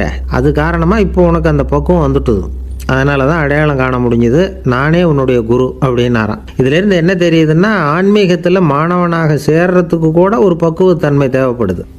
ஒரு பெரிய ஞானி, அவர்கிட்ட சீடனாக இருக்க ஒருத்தன் வந்தான், எதிரில் நின்னான். ஞானி அவனை வெகு நேரம் உற்று பார்த்தார். அப்புறம் சொன்னார், சீடனாக இருக்கிறது ரொம்ப சிரமம்னார். நான் தயாராக இருக்கிறேன்னா. அது இன்னமும் சிரமமாச்சே, இங்கே வந்து குருவாக இருக்கிறது மட்டுமே சுலபம் அப்படின்னாராம். அப்படின்னா நான் குருவாகவே ஆயிடுறேன் அப்படின்னானா. இது போலவே இந்த காலத்தில் கதை ஒன்று உண்டு. ஒரு பள்ளிக்கூடத்தில் வகுப்பு ஆசிரியர் மாணவனை திட்டிக்கிட்டு இருந்தார். டேய், நீ 100க்கு 10 மார்க்கு தான் வாங்கிக்கிட்டு இருக்க, இவ்வளவு மோசமாக நீ படித்தா கடைசியில் மாடு மேய்க்கிறது கூட லாய்க்கு இல்லாதவனா ஆகிடுவேன், அதுக்கப்புறம் என்ன செய்ய போகிறேன் அப்படின்னாராம். பையன் தலையை சொரிஞ்சிக்கிட்டே சொன்னானா, சார் அப்படின்னா ஒன்று செய்கிறேன் அப்படின்னானா. இவர் கேட்டிருக்கார், என்ன செய்ய போகிறேன்னு. வேறு என்ன சார், உங்களை மாதிரி ஒரு ஆசிரியர் ஆகிடுறேன் அப்படின்னானா. இமயமலை அடிவாரத்தில் ஒரு மடம், அங்கே ஒரு சன்னியாசி இருந்தார். அவர்கிட்ட ஒருத்தர் வந்தார். சுவாமி, ஆசையை உதற நினைக்கிறேன், முடியல, ஒட்டிக்கிட்டே வருது அப்படின்னாராம். இப்படி உட்கார, ஒரு கதை சொல்கிறேன் அப்படின்னு சொல்லி அவர் சொல்ல ஆரம்பித்தாராம். அவர் சொன்ன கதை என்னென்னா, ஒரு ஊரில் ஒரு ஆள் இருந்தான். அவன் பேர் குப்புசாமி. அவன்கிட்ட எப்பவும் ஒரு பழைய தொப்பி இருக்கும், விடவே மாட்டான். அதனால் அவனை எல்லோரும் தொப்பி சாமி அப்படின்னு தான் கூப்பிடுறது வழக்கம். ஒரு புது தொப்பி வாங்கிக்கப்படாதாப்பா அப்படின்னு நண்பர்கள்லாம் சொல்லி பார்த்தாங்க. பணத்துக்கு எங்கே போவேன் அப்படின்னு விட்டானான். பணம் வச்சுருக்கான், செலவு பண்ண மனசு வரல, மகா கஞ்சன். பழைய பாட்டில்கள்லாம் வாங்கி விற்றுக்கிட்டு இருந்தான். அப்படி ஒரு தடவை பழைய கண்ணாடி சாமான்களை ஏலத்தில் எடுத்தப்போ அதில் ஒரு அருமையான சென்ட்டு பாட்டில் கிடச்சிது. உடனே ஒரு ஐடியா பண்ணான். அந்த சென்ட்டை வந்து சின்ன சின்ன பாட்டில்களில் அடைச்சி ஜன்னல் ஓரமாக அடுக்கி வச்சுட்டான். அதை விற்றா நிறைய பணம் கிடைக்குமே, அதனால். இதுக்கு இடையில் ஒரு நாள் அவன் வந்து அப்படியே உட்காந்துருந்தான். அந்த நேரம் நண்பன் வந்தான். ஏண்டா, உன் பழைய தொப்பியை மாற்றப்படாதா, ஊரில் எல்லோரும் கேலி பேசுகிறாங்களே ஒன்று தொப்பி சாமின்னு அப்படின்னு சொல்லி கேட்டிருக்கான். இந்த சென்ட்டு பாட்டில் விற்றதும் பணம் வரும், அதுக்கப்புறம் பார்க்கலாம் அப்படின்னு நானா. இவன் சரி வா, நீச்சல் குளத்துக்கு போயிட்டு வருவோம் அப்படின்னு கூப்பிட்ருக்கான் நண்பன். 2 பேரும் போனாங்க. அதே நேரம் அந்த ஊர் நீதிபதியும் அங்கே குளிக்க வந்தாராம். அவர்கிட்ட இருந்தது விலை வசந்த ஒரு புது தொப்பி. அதை அங்கே இருந்த ஸ்டாண்டில் மாட்டிவிட்டு குளிக்க போனார். இதுக்கிடையில் குப்புசாமி குளிச்சுட்டு வந்தான். அவனுடைய பழைய தொப்பியை காணலை. அந்த புது தொப்பியை பார்த்தா இது நண்பனுடைய வேலை தான் அப்படிங்கிறதாக புரிஞ்சுக்கிட்டு அதை எடுத்து மாட்டிகிட்டு வந்துட்டான். நீதிபதி குளிச்சுட்டு வந்து பார்க்குறாரு, தொப்பியை காணும். போலீஸில் புகார் கொடுத்தார். அவங்க வந்து தேடினாங்க. ஒரு மூலையில் பழைய தொப்பி கிடச்சிது. அடடா, இது நம்ம குப்புசாமியோட தொப்பி இல்லையா அப்படின்னு நானா ஒருத்தன். உடனே அவன் வீட்டுக்கு தேடிட்டு போயிருக்காங்க. அங்கே போய் பார்த்தா புது தொப்பி அங்கே இருக்குது. உடனே அவனுக்கு 1000 ரூபா அபராதம் போட்டாங்களாம். அவன் பணத்தை கட்டிவிட்டு ரொம்ப எரிச்சலோடு வீட்டுக்கு வந்தான். பழைய தொப்பி கண்ணில் பட்டுது. மறுபடியும், உன்னால் தானே எனக்கு 1000 ரூபா நஷ்டம் அப்படின்னு சொல்லி அதை எடுத்துக்கிட்டு அப்படி போயிருக்கான். அந்த ஊர் குளத்தில் வீசி எரிஞ்சிட்டு வந்துட்டான். அது மீன் பிடிக்கிற ஒருத்தன் கையில் சிக்கிச்சு. அவன் வர்ற வழியில் அதை எடுத்து வேகமாக வீசி எறிஞ்சான். அது நேராக குப்புசாமி வீட்டு ஜன்னல் வழியாக உள்ளே வந்து இந்த சென்ட்டு பாட்டில்கள் மேலே விழுந்து எல்லாம் உடஞ்சி நொறுங்கி போச்சு. குப்புசாமி பார்த்தான். தோட்டத்தில் ஆழமாக ஒரு குழியை வெட்டினான். அந்த தொப்பியை போட்டான், மூடிவிட்டான். இதை அடுத்த வீட்டுக்காரன் பார்த்தான். ஏதோ புதையல் தான் வச்சுருக்கான் போல இருக்குன்னு நினச்சான். போலீஸில் போய் புகார் கொடுத்துட்டான். மறுபடியும் போலீஸ் குழியை தோண்டினாங்க. பழைய தொப்பி மறுபடியும் வெளியில் வந்தது. எல்லோரும் சிரிக்கிறாங்க. அன்னைக்கு ராத்திரியே அந்த தொப்பியை எடுத்துக்கிட்டு நேராக புறப்பட்டான். ஒரு கல்லில் அதை சேர்த்து கட்டி குடிநீர் தொட்டி இருக்கும்ல, அதில் போட்டுட்டு வந்துட்டான். இனிமேல் என்ன பண்ணும் பார்ப்போன்னு. ஒரு நாள் திடீர்னு குழாயெல்லாம் அடைப்பட்டு போச்சு. மாநகராட்சி அலுவலர்கள் வந்து என்னன்னு பார்த்தா அந்த பழைய தொப்பி குழாயை அடைச்சிக்கிட்டு இருக்குது. இது குப்புசாமியோட தொப்பிங்கிறது தான் எல்லாருக்கும் தெரியுமே. உடனே குடிநீரை வந்து பாழாக்கணத்துக்காக குப்புசாமிக்கு கோர்ட்டு 2500 ரூபா அபராதம் போட்டுவிட்டுது. அதையும் கட்டிவிட்டு வெளில வந்தான். கடைசியாக முடிவு பண்ணான். ஒரு நெருப்பு குச்சியை கிழிச்சான். தொப்பியை கொளுத்தினான். எரிஞ்சுது. எடுத்து வெளில எரிஞ்சான். கொஞ்ச நேரத்தில் தீ அணைப்பு படம் வந்துட்டுது. ஆமாம், இவன் எடுத்து எறிஞ்சது வெளியில் விழுந்து வீட்டு கூரையே பற்றிக்கிட்டு எரிய ஆரம்பிச்சுட்டுது. அவனோட பணத்தாசையும் அதோடு சேர்ந்து எரிஞ்சு போச்சான். இப்படி ஒரு கதை. இந்த கதையை சொல்லி முடித்தார் அந்த இமயமலை அடிவாரத்தில் இருந்த சன்னியாசி. இப்போ அந்த குப்புசாமி எங்கே இருக்கிறான்னு கேட்டார் எதிரில் இருந்தவர். இதோ உன் எதிரிலே இருக்கிறான், நான் தான் அந்த குப்புசாமி அப்படின்னாரான் அந்த சன்னியாசி. அந்த குப்புசாமி கிட்ட இருந்தது மாதிரி ஒரு பழைய தொப்பி நம்ம ஒவ்வொருத்தர்கிட்டையும் உண்டு. அதை எப்படி தொலைக்கிறதுன்னு தெரியாமல் தடுமாறிக்கிட்டு இருக்கிறோம். அது என்ன தொப்பிங்கிறீங்களா? அதுதான் நம்மை சூழ்ந்திருக்கிற மாயை அப்படிங்கிறார் சுவாமி சின்மயானந்தர். மெய்ஞானம் கிடைக்கிறப்போ மாயை எரிஞ்சு போகும் அப்படிங்கிறது அவருடைய கருத்து. நம்மால் ஒருத்தர் வேகமாக ஓடி வந்தார். காலில் மாட்டியிருந்த பழைய செருப்பு ரெண்டையும் ஆவேசமாக தூக்கி ஒரு கிணத்துல போட்டுட்டு வெறுங்காலோடு நடந்து வந்துக்கிட்டு இருக்கிறார். ஏன் அப்படி பண்ணீங்க அப்படின்னு கேட்டோம். அந்த செருப்புக்கு சொந்தக்காரன் பின்னாடி வந்துக்கிட்டு இருக்கிறான், அதனால் அப்படி பண்ணேன் அப்படிங்கிறார் இவர். காசியில் இருக்கிற கடவுள் காசி விஸ்வநாதர், அங்கே இருக்கிற தேவி காசி விசாலாட்சி. இவங்க ரெண்டு பேரும் ஒரு நாள் பேசிக்கிட்டு இருந்தப்போ கடவுள் சொன்னார், இந்த மனிதர்களை நாம் ரொம்பவும் நம்பிக்கையோடு தான் படைச்சிருக்கிறோம், இருந்தாலும் அவங்களுக்கு தான் நம்பிக்கை இல்லை, எதுலேயும் ஒரு உண்மையான நம்பிக்கை இல்லாமல் வாழ்ந்துக்கிட்டு இருக்கிறாங்க அப்படின்னார். என்ன அப்படி சொல்கிறீங்க?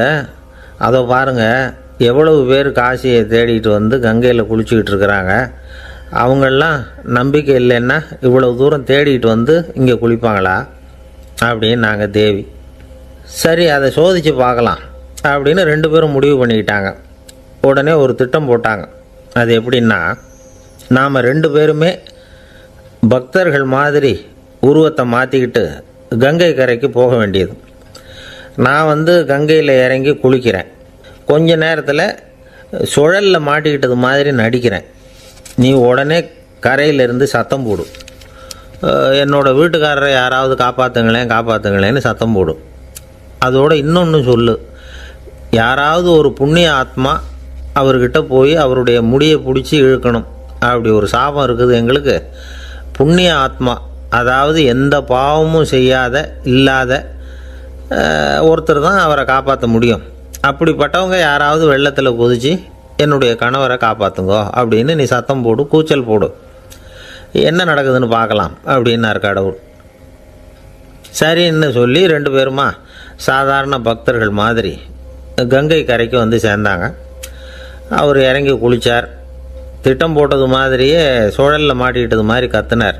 கரையில் இருந்த அந்த அம்மா, ஐயோ என் கணவரை காப்பாற்றுங்களேன், யாராவது காப்பாற்றுங்களேன்னு கத்துனாங்க. பல பேர் ஓடி வந்தாங்க. உடனே இவங்க, பாவம் இல்லாத புண்ணிய ஆத்மா ஒருத்தரால் தான் என்னுடைய கணவர் காப்பாற்றப்படணுங்கிறது விதி, அப்படி ஒரு சாபம் இருக்குது, அதனால் புண்ணிய ஆத்மா யாராவது அவர்கிட்ட போய் அவர் முடியை பிடிச்சி தூக்குனா அவரை காப்பாற்றி போடலாம் அப்படின்னாங்க. இவங்க இப்படி சொன்னதும் எல்லாரும் திகைச்சு போய் நின்றுட்டாங்க. ஒவ்வொருத்தருக்கும் அவங்க செஞ்ச பாவம்லாம் ஒவ்வொன்றா ஞாபகத்துக்கு வர ஆரம்பிச்சுட்டுது. சரி, இதுக்கு நாம லாயக்கு இல்லை அப்படின்னு சொல்லி ஒதுங்கி போக ஆரம்பிச்சிட்டாங்க எல்லாம். இந்த சமயத்தில் யாரோ ஒருத்தர் வேகமாக ஓடி வந்தார். ஆற்றுல குதிச்சார். அவர்கிட்ட போனார், முடியை பிடிச்சார், தூக்குனார், அவரை காப்பாற்றி கரைக்கு கொண்டுட்டு வந்துட்டார்.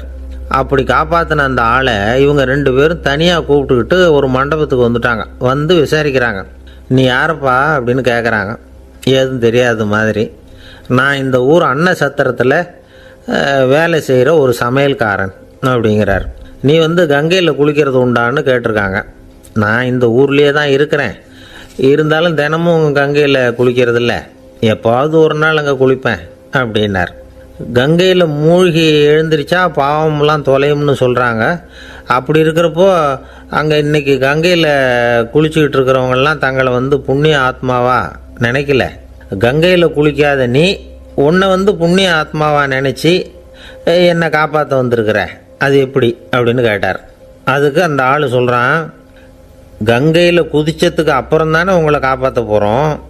அப்படி குதிக்கும் பொழுது என்னுடைய பாவம்லாம் போயிருக்கும்ல, நான் புண்ணிய ஆத்மாவாக ஆயிருப்பேனே, அதனால தான் துணிஞ்சு உங்களை காப்பாற்றினேன் அப்படின்னா.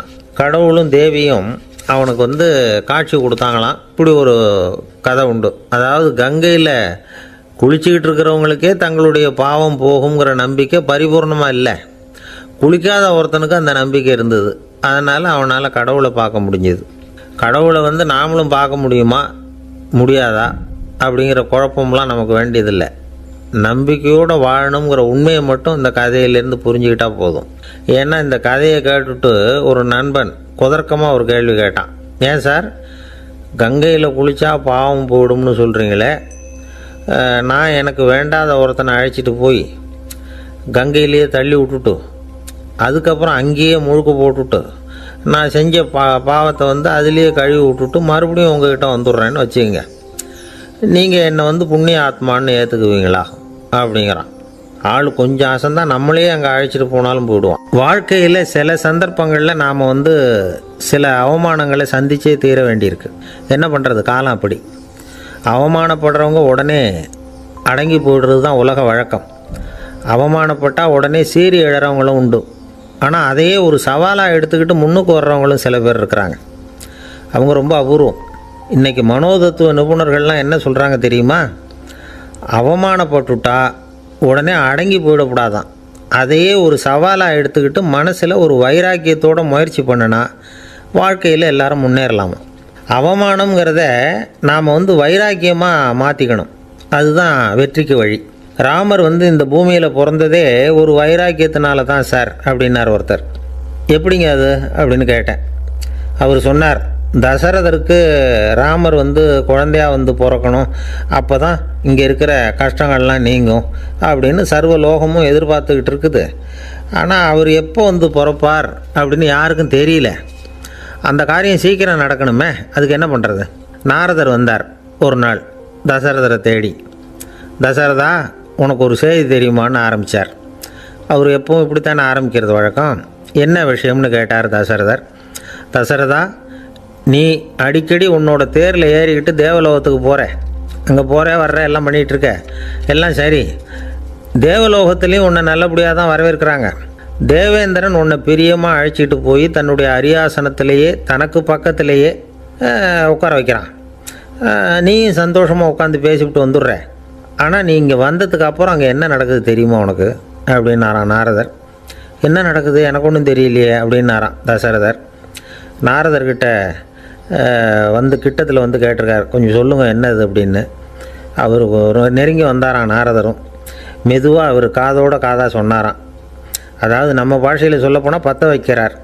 நீ அங்கே தேவேந்திரங்கிட்ட உட்காந்து பேசிவிட்டு வந்த பிறகு நீ அங்கே உட்காந்துருந்த அரியாசனத்தை தண்ணி ஊற்றி கழுவி சுத்தப்படுத்துகிறாங்க. நீ என்ன அந்த அளவுக்கு சுத்தம் இல்லாத ஆளா, தினம் குளிக்காமையாக இருக்கிற அப்படின்னாராம். தசரதருக்கு இது ரொம்ப அவமானமாக போயிட்டுது. அப்படியே செய்கிறாங்க அப்படின்னாராம். ஆமாம், நீ வேணும்னா நான் சொல்கிறது உண்மையாக இல்லையா அப்படின்னு சோதனை பண்ணி பார்த்துக்கோ அப்படின்னாரான் நாரதர். உடனே தசரதர் இதுக்காகவே புறப்பட்டு தேவலோகம் போனார். அங்கே வழக்கம் போலவே இவரை கூப்பிட்டு உட்கார வச்சு பேசிக்கிட்டு இருந்தான் தேவேந்திரன். கொஞ்ச நேரம் பேசிக்கிட்டு இருந்துட்டு சரி நான் கிளம்புறேன்னு புறப்பட்டார். சரி, அவனும் வாசல் வரைக்கும் வழி அனுப்பி வச்சுட்டு உள்ளே போயிட்டான். தசரதர் வெளியில் கொஞ்சம் நேரம் மறைஞ்சி இருந்துட்டு மெதுவாக உள்ளே எட்டி பார்த்தார் என்ன நடக்குதுன்னு. நாரதர் சொன்னது உண்மைதான். தசரதர் உட்காந்துருந்த ஆசனத்தை அங்கே 2 தேவர்கள் கழுவி சுத்தப்படுத்திக்கிட்டு இருக்கிறாங்க. தசரதரால் இதை தாங்கிக்க முடியல. அவருக்கு ரொம்ப அவமானமாக போச்சு. நேராக கிடுகிடுன்னு தேவேந்திரங்கிட்டே போனார். நான் உட்காந்துருந்த இருக்கையே சுத்தம் பண்ணுறியே, நான் என்ன அந்த அளவுக்கு பாவியா அப்படின்னு கேட்டார். ரொம்ப கோபமாக கேட்டார். தசரதரே, மனுஷனுக்கு 3 கடன்கள் உண்டு. தேவ கடன், ரிஷி கடன், பித்ரு கடன். இதை தீர்க்காதவன் பாவியாகிறான். இதில் மகனை பெறுவதால் தான் பித்ரு கடன் தீரும்.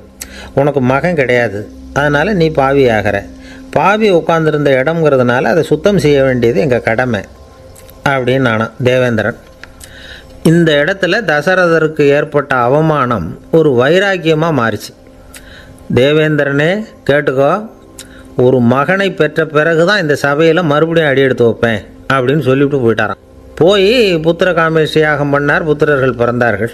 இந்த கதையில் உள்ள கருத்து என்னென்னா, தேவேந்திரன் தசரதரை அப்படி அவமானப்படுத்தலைன்னா அவருக்கு இப்படி ஒரு வைராக்கியம் பிறந்திருக்குமா யோசிச்சு பார்க்கணும். நமக்கு ஏற்படுகிற சில அவமானங்களையும் வைராக்கியமாக மாற்றிக்குவோம். அப்படி மாற்றிக்கிட்டோம்னா வாழ்க்கையில் முன்னேறலாம். நம்ம ஆளுங்க சில பேர் அவமானத்தை வைராக்கியமாக மாற்றிக்கிறது எப்படி தெரியுமா? நம்மக்கிட்ட ஒரு பையன் சொன்னான், எங்கள் அப்பா என்னை எல்லாருக்கும் முன்னாடி வச்சு திட்டிவிட்டார், பொறுப்பு இல்லாமல் ஊர் சுற்றுறேன்னு சொல்லி அவமானப்படுத்தி விட்டார். இனிமேல் நீ என் முகத்திலேயே முழிக்காதரா போடான்னு வேற சொல்லிவிட்டார். எனக்கு ரோஷம் வந்துட்டுது. அந்த அவமானத்தை வைராக்கியமாக மாற்றிக்கிட்டேன். அன்னையிலேருந்து அவர் முகத்திலேயே முழிக்கிறது இல்லை அப்படின்னா. அப்படியான்னு கேட்டோம். ஆமாங்க, அவர் வீட்டில் இல்லாத நேரமாக பார்த்து உள்ளே சமையல் கட்டுக்கு போய் சாப்பிட்டுட்டு நைஸாக வெளியில் வந்துடுவேன் அப்படிங்கிறான் அவன். ஜவஹர்லால் நேரு பிரதமராக இருந்த சமயம் அவர் ஒரு தடவை சென்னைக்கு வந்திருக்கிறார். இங்கே சில முக்கிய நிகழ்ச்சிகளில் கலந்துக்கிறதுக்காக வந்திருந்தார். ஆளுநர் மாளிகையில் ஒரு நாள் ராத்திரி தங்கி மறுநாள் புதுடெல்லி புறப்படுறதாக ஏற்பாடு. நிகழ்ச்சியிலெல்லாம் முடிச்சுக்கிட்டு ஆளுநர் மாளிகையில் தங்கியிருக்கிறார். அன்றைக்கு இரவு படிக்கிறதுக்கு ஒரு முக்கியமான புத்தகம் அவருக்கு தேவைப்பட்டது. அந்த சமயத்தில் உலக அளவில் ஒரு முக்கியமான பொருளாதாரம் சம்பந்தமான ஒரு புத்தகம் வெளியாகி இருக்கிற விஷயம் அவருக்கு தெரியும். அந்த புத்தகம் மெட்ராஸுக்கு வந்திருக்குமா, அது இங்கே கிடைக்குமா அப்படின்னு விசாரிச்சிருக்கிறார் நேருஜி. அவர் இப்படி கேட்ட உடனே அங்கே இருந்தவங்கெல்லாம் ரொம்ப பரபரப்பாக செயல்பட ஆரம்பிச்சுட்டாங்க. முக்கியமான இடங்கள்ல எல்லாம் விசாரிச்சிருக்கிறாங்க அந்த புத்தகம் உங்கள்கிட்ட இருக்கான்னு. சென்னையில் உள்ள கன்னிமாரா நூல் நிலையத்துக்கு எப்படியும் அந்த புத்தகம் வந்திருக்கணும் அப்படின்னு ஒரு நம்பிக்கை. அங்கே விசாரித்தாங்க. அந்த புத்தகம் 2 நாளைக்கு முன்னாடி தான் அங்கே வந்திருக்குது அப்படிங்கிற விஷயம் தெரிஞ்சுது. உடனே எல்லோரும் அங்கே ஓடினாங்க. அவங்களுக்கு இன்னொரு சந்தேகம், புத்தகம் வந்திருக்கு சரி, அது இந்த சமயத்தில் வேறு யாரும் படிக்கிறதுக்கு எடுத்துகிட்டு போயிருக்கக்கூடாதே அப்படிங்கிற சந்தேகம் இருந்தாலும் மனசுக்குள்ளே ஒரு தைரியம். இப்படி ஒரு புத்தகம் வெளிவந்திருக்கிற விஷயமே நேருஜி சொல்லி தான் நமக்கே தெரியும். அதுவும் இல்லாமல் உலக பொருளாதாரம் சம்பந்தமான ஏதோ ஒரு புத்தகம் அது. அதை போய் இந்த நேரத்தில் அவ்வளவு ஆர்வமாக யார் எடுத்துகிட்டு போயிட போகிறாங்க அப்படிங்கிற தைரியம். இந்த தைரியத்தோடு அந்த நூல் நிலையத்துக்கு ஓடினாங்க. புத்தகத்தை தேடினா அது கிடைக்கல, யாரோ எடுத்துகிட்டு போயிருக்கிறாங்க. நேருவுக்கு மட்டுமே தெரிஞ்சிருந்த அந்த புத்தகம் பற்றின விஷயம் சென்னையில் வேற ஒருத்தருக்கும் தெரிஞ்சிருக்குது. உடனே எல்லாரும் பரபரப்பாக அந்த அதுக்குன்னு இருக்கிற ரிஜிஸ்டர் இருக்குல்ல, பதிவேடு, அதை புரட்டி பார்க்குறாங்க யார் எடுத்துகிட்டு போகிறாங்கன்னு தெரிஞ்சுக்கிறதுக்காக. எடுத்துகிட்டு போனவங்க அதில் கையெழுத்து போட்டிருப்பாங்கல்ல, அதை பார்த்து யாருன்னு தெரிஞ்சுக்கலாம் அப்படிங்கிறதுக்காக தான் அதை புரட்டுறாங்க. அதோ அந்த புத்தகத்தோட பேர் பக்கத்தில் அதை எடுத்துக்கிட்டு போனவங்க கையெழுத்து உத்து பார்க்குறாங்க எல்லாரும். அதில் போட்டிருக்குது பேர் CN அண்ணாதுரை அப்படின்னு எழுதியிருந்தது. அவர் தான் பேரறிஞர் அண்ணா. நேரு படிக்க விரும்பின ஒரு புத்தகத்தை அதே நேரம் படிக்க விரும்பின இன்னொரு தலைவர் இவர். படிக்கிறதுல அவருக்கு இருந்த ஆர்வத்தை நாம் தெரிஞ்சுக்கணும்னா அதுக்கு எவ்வளவோ சம்பவங்கள் இருக்குது. கடைசி காலத்தில் அவர் அடையாறு மருத்துவமனையில் படுத்திருக்கிறார். அவருக்கு ஒரு முக்கியமான அறுவை சிகிச்சை செய்ய வேண்டியிருக்குது அவசரமாக. அமெரிக்காவிலேருந்து டாக்டர் மில்லர் வந்திருக்கிறார். அவர்கிட்ட கேட்குறார், டாக்டர் நாளைக்கே அறுவை சிகிச்சை செய்ய போகிறீங்களா அப்படின்னு. ஆமாங்கிறார் டாக்டர் மில்லர். நாளைக்கு மறுநாள் செஞ்சுக்கிறேனே அப்படின்னாரான் அண்ணா. ஏன் ஏதாவது நாள் பார்க்குறீங்களான்னு கேட்டிருக்கார். இல்லை, ஒரு புத்தகத்தை படிச்சுக்கிட்டு இருக்கிறேன், அதை நாளைக்குள்ளே முடிச்சிருவேன், அதுக்கப்புறம் நான் இறந்தாலும் கவலை இல்லை அப்படின்னாரான் இவர். அவர் தான் அறிஞர் அண்ணா. சங்ககால நூல்கள்லேருந்து சமீபத்தில் வந்த நூல்கள் வரைக்கும் எல்லாம் அவர் படிச்சிருக்கிறார். ஒரு திருமண விழாவில் அவர் பேசும்பொழுது சொன்ன விஷயம் இது. சங்க காலத்தில் காதலியை மணக்க விரும்புகிறவனுக்கு அவனுடைய தந்தை வீர சோதனைகள்லாம் வைப்பார். போய் புலிப்பல் கொண்டுக்கிட்டு வா, அப்போ தான் என் பொண்ணை கொடுப்பேன் அப்படின்னு சொல்லுவார். காதலன் உடனே காட்டுக்கு போவான், ஒரு புலியை கொன்று அதனுடைய பல்லை கொண்டுக்கிட்டு வருவான். அதை வீர பதக்கத்தில் பதிச்சு அவனுக்கு மாமனார் சூட்டுவார் கல்யாண சமயத்தில். இப்போலாம் காதலன் கிட்ட அப்படி சொல்ல முடியாது. இப்போலாம் காதலன்கிட்ட காட்டுக்கு போய் புலிப்பல் கொண்டுக்கிட்டு வான்னு யாராவது சொன்னால் புலி தான் மாப்பிள்ளையாக வந்து சேரும் அப்படின்னார். ஒரு கடைக்கு போனேன், 5 ரூபா பணத்தை எடுத்து கொடுத்தேன். ஒரு தினசரி பத்திரிகையை கேட்டேன். அவர் உடனே அங்கே அடுக்கி வச்சுருந்த பத்திரிகையில் ஒன்று எடுத்து என் கையில் கொடுத்தார். வாங்கிக்கிட்டேன். மீதி பணத்தை எடுத்தார். அதையும் என் கையில் கொடுக்கணும்ல, கொடுக்கல. எதிரில் இருந்த பலகையில் வச்சு எடுத்துக்க சொன்னார். எப்பவும் அவர் அப்படி தான் பண்ணுவார். நானும் எடுத்துக்கிட்டு வந்துடுவேன். இவர் ஏன் இப்படி பண்ணுறாருங்கிறது எனக்கு ரொம்ப நாளாக ஒரு சந்தேகம். ஒரு நாள் அவர்கிட்டே இதை கேட்டுவிட்டேன். ஏங்க, நீங்கள் உங்கள் கடைக்கு வந்து பொருள்கள் வாங்குறவங்களுக்கு நீங்கள் பாக்கி சில்லறையை கொடுக்குறப்போ பலகையில் வச்சு விட்றீங்க, கையில் கொடுக்க மாட்டேங்கிறீங்களே, ஏன் அப்படின்னு கேட்டேன். காசை கையில் கொடுத்தா நம்மக்கிட்ட இருக்கிற லட்சுமி போயிடுவா சார் அப்படின்னார். அதாவது பணம் செலவாயிடும் அப்படின்னு அர்த்தமா. இன்னொரு நண்பர், அவர் ஒரு நாள் வழக்கத்துக்கு மாறாக ரொம்ப சோகமாக உட்காந்துருக்கிறார். ஏங்க என்னாச்சு, ஏன் இப்படி கப்பலே கவிழ்ந்தது மாதிரி உட்காந்துருக்குறீங்க அப்படின்னு கேட்டேன். கப்பலே கவிழ்ந்திருந்தா கூட நான் இப்படி கவலைப்பட மாட்டேன் சார், வேறு ஒன்று நடந்து போச்சுன்னார். என்னன்னு கேட்டேன். என் உச்சந்தலையில் பல்லி ஒன்று விழுந்துட்டுதுன்னார். அதுக்காகவா இப்படி அப்படின்னு ஆச்சரியப்பட்டேன். ஆமாங்க, பள்ளி உச்சந்தலையில் விழுந்தால் பலன் என்னன்னு பஞ்சாங்கத்தில் பார்த்தேன், மரணம்னு போட்டிருக்கு அப்படின்னு சொல்லிவிட்டு அவர் தொடர்ந்து கவலைப்பட ஆரம்பிச்சிட்டார். இப்படியும் ஒருத்தர், என் கூட வேலை பார்க்குற ஒருத்தர் எப்படி தெரியுமா, தினமும் வலது காலை வச்சு தான் ஆஃபீஸுக்கு உள்ளே நுழைவார். என்னைக்காவது தவறுதலாக இடது காலை வச்சு உள்ளே வந்துட்டார்னா அன்னைக்கு பூரா மனசு சங்கடப்படுவார், எந்த வேலையும் சரியாக ஓடாது. கேரம் போர்டு ஆடுற ஒருத்தர் எப்போ ஆட உட்காந்தாலும் ஸ்ட்ரைக்கரை கை தவறி கீழே விழுற மாதிரி பண்ணி அதுக்கப்புறம் அதை எடுத்துக்கிட்டு ஆட உட்காருவார். ஏன்னா எப்போவும் ஒரு தடவை நிஜமாகவே அது கை தவறி கீழே விழுந்திருக்குது. அன்னைக்கு பிரமாதமாக ஜெயிச்சுட்டார். உடனே ஒரு முடிவுக்கு வந்துட்டார், கை தவறுனா லாபம் அப்படின்னு. அதுக்கப்புறம் அதையே பழக்கமாக்கிக்கிட்டார். பூனை குறுக்க போனால் சகனம் சரியில்லைன்னு நினைக்கிறவங்க உண்டு. ஆனால் ஒருத்தர் எப்படி தெரியுமா, அவர் வெளியில் கிளம்புற சமயம் பக்கத்து வீட்டு ரேடியோவில் மியாவ் மியாவ் பூனை குட்டின்னு பாட்டு சத்தம் கேட்டால் கூட போதும், சகனம் சரியில்லைன்னு பிரயாணத்தை கேன்சல் பண்ணிவிடுவார். இப்போ இவ்வளவும் எதுக்கு சொல்கிறோம்னா, அளவுக்கு மீறின சகுன நம்பிக்கைகள் இருக்குது பாருங்கள், இதோட பயமும் சேர்ந்துக்கிட்டதுன்னு வச்சுக்கோங்க, இது ஒருத்தருடைய மனநிலையை பாதிச்சிடும். இது உளவியல் நிபுணர்கள் சொல்கிற கருத்து. வாழ்க்கையே தடுமாற வச்சிரும். பாதுகாப்பு இல்லாத உணர்வு, ஒரு விதமான டிப்ரெஷன் மனநிலை, இதெல்லாம் தான் இதுக்கு காரணமாக அமையலாம். சில பேர் காய்கறி நறுக்க கத்தியை கையில் எடுத்தால் கூட நேரம் சரியாக இருக்கா அப்படின்னு பார்த்துட்டு தான் வேலையை ஆரம்பிக்கிறது வழக்கம். அறிவு தான் மனசுக்கு வாத்தியாராக இருக்கணும், அப்போ தான் வாழ்க்கை நிம்மதியாக இருக்கும். அறிவு மனசு சொல்கிறபடியெல்லாம் கேட்க ஆரம்பிச்சுட்டுதுன்னா இடைஞ்சல் தான். ஒருத்தருக்கு 7ஆம் நம்பர் தான் ராசியான நம்பரான், 7ஆம் தேதி தான் எந்த காரியத்தையும் ஆரம்பிப்பாராம். 7 எழுத்து வர்றது மாதிரி பேரை மாற்றி வச்சுக்கிட்டார். 7 மணிக்கு தான் தினமும் எழுந்திருப்பார். 7ஆம் நம்பர் வீட்டில் தான் குடியிருக்கார். கல்யாணம் கூட 7ஆம் தேதி தான் பண்ணிக்கிட்டார். அவர் ஒரு நாள் குதிரை பந்தயத்துக்கு போனாராம். குதிரையோட பேரையெல்லாம் பார்த்தார். ஒரு குதிரையோட பேர் 7 எழுத்தில் அமைஞ்சிருந்தது. 7 தானே இவருக்கு அதிர்ஷ்ட நம்பர். அதனால் உடனே அது பேரில் பணத்தை கட்டினார். பந்தயம் நடந்து